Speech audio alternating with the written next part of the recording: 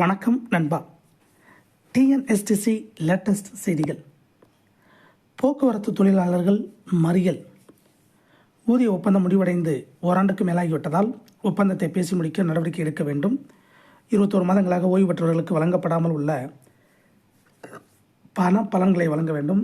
அகவிலைப்படி உயர்வு அளிக்கப்பட வேண்டும். மருத்துவ காப்பீடு மற்றும் பழைய ஓய்வு திட்டத்தை அமல்படுத்த வேண்டும் உள்ளிட்ட கோரிக்கைகளை வலியுறுத்தி மாநிலம் தழுவிய மறியல் போராட்டத்தில் போக்குவரத்து தொழிலாளர்கள் ஈடுபட்டு வருகின்றனர். அதன்படி நெல்லை சந்திப்பில் பஸ் நிலையம் அருகே போக்குவரத்து கழக தொழிலாளர்கள் நேற்று மறியல் போராட்டத்திற்கு திரண்டனர்.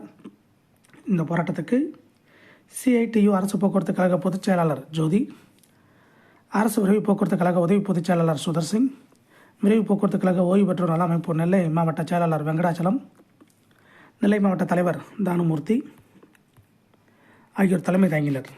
மறியல் போராட்டத்தை மார்க்சிஸ்ட் கம்யூனிஸ்ட் மாவட்ட செயலாளர் ஸ்ரீராம், சிஐடியு மாவட்ட செயலாளர் முருகன் ஆகியோர் தொடங்கி வைத்தனர். சிஐடியு மாநில குழு உறுப்பினர் மோகன், அரசு போக்குவரத்து கழக ஓய்வு பெற்றோர் நல அமைப்பு பெருமான், பாலசுப்ரமணியன் உள்ளிட்ட பலர் பங்கேற்றனர். அரசு போக்குவரத்து கழகத்திற்கு ரூபாய் 7,500 கோடி கடன் உள்ள சூழ்நிலையில் வெறும் 1,500 கோடி ரூபாய் மட்டுமே வழங்கப்பட்டுள்ளது.